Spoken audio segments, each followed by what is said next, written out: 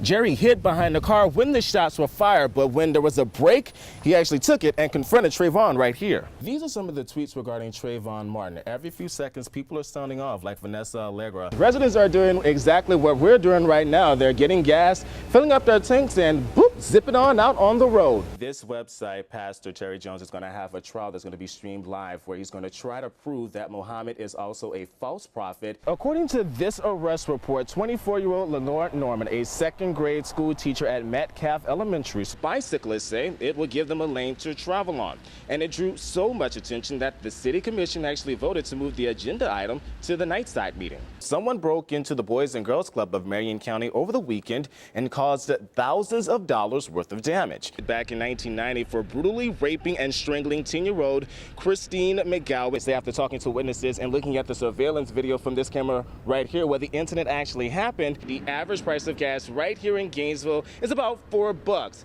Matthew Gingerin, a physician assistant at UF, was caught here at a gas station similar to this one here in Northwest Gainesville. Well, take a look at our Facebook page. You all sounded off here. Commissioner Todd Chase is not pleased with that list at all. He actually spoke for about 2 hours. Well, he's standing his ground. Governor Rick Scott is not changing his stance on Florida's controversial law. He's only driving at about 35 miles per hour, and as you can see, we knocked out 1, 2, 3, 4, 5, 6 cones right here in this driving range. They are making sure it doesn't happen here. It's been a month since a Washington bridge collapsed after a truck hit a support beam.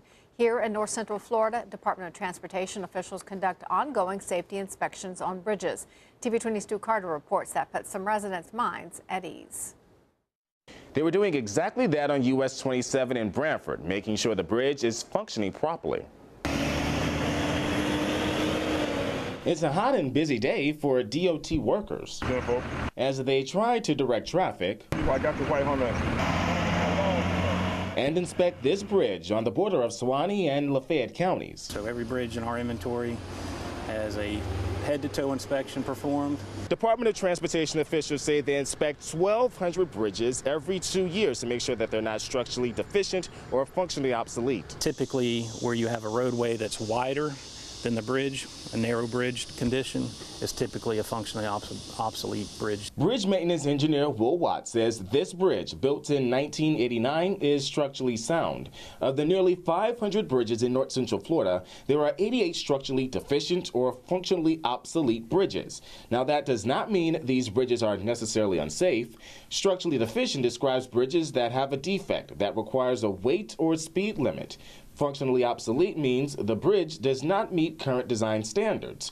Well, DOT workers use an under-bridge inspection machine, or UBIM, to make sure the pillars are strong enough to support the bridge. You know, to have a bridge safe is everybody's goal in both the inspection community and the engineering community. So by being ahead of the game, it makes our jobs easier. It makes everyone's job easier if you stay ahead of any deficiencies. Now I know it's safer. Now I know that it's, they're checking it. Suwannee County resident Brandon Hampson fishes under the bridge to stay cool, and he had some worries. When there's big trucks that go under there, I don't know, it kind of shakes and all. Watts says there are bridges they don't inspect because it's usually taken care of by the government agency that's in charge of that bridge. And for a full list of bridges, you can check out our website, WCJB.com.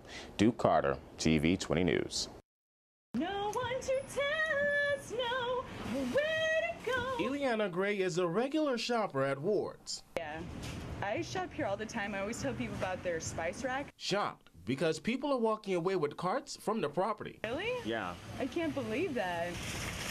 Ward's workers tell me they've seen a number of people take their carts. On a consistent basis, we probably have 3 or 4 shopping carts per day that goes off of our property. Normally, Williams says she finds the carts at bus stops, but other times she has to search the neighborhood. But we do have quite a few shopping carts that make it off where we have to get in a vehicle and do a neighborhood search on a weekly basis to find them. Which can cost Ward's $100 per cart if they're not found. It's frustrating. It's very frustrating. It takes away from our time here that we could be helping our customers and we would like for it not to happen. I think everybody knows that they're not really supposed to take the shopping carts away. Sanitation officials say taking shopping carts off the property is illegal, but it's hard to enforce. Most retail establishments have some kind of sign up there that asks them to please not remove it from the premises.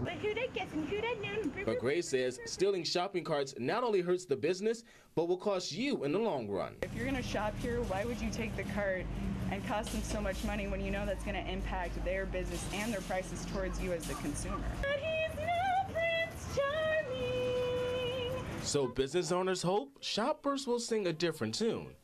Duke Carter, TV 20 News.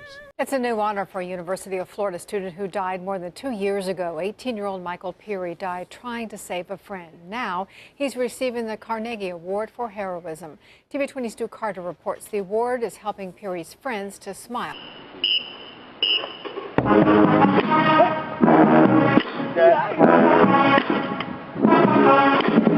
He was all out every time he did anything. UF senior Wade Bayless remembers his friend Michael Peary, who loved playing bass drum in the Gator Band. Consistently at every event, whether it was rehearsal or social. Bayless, who was in the same drum section as Michael, says he had some tricks. A great thing about Mike is he would do card tricks, and he loved to pull out one of his tricks and make them smile. And was always willing to lend a helping hand. What stands out about Mike is he was very selfless. And Michael's selflessness cost him his life. He was 18 years old when he died in February of 2011, trying to save a friend stranded in a cave.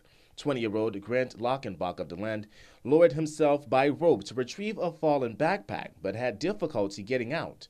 Michael immediately went after him to help, but couldn't, and both men died. It's really hard for us to hear and to know, and there wasn't a chance to say goodbye. We were all shocked. Director of the marching band, John J. Watkins, heard 2 UF students died. He didn't know it was Michael at the time, but got a text from a band member who was on the trip confirming that it was him. Mike was probably, I'll say, one of the least qualified climbers in the group, but the first one that volunteered to go down and try to help.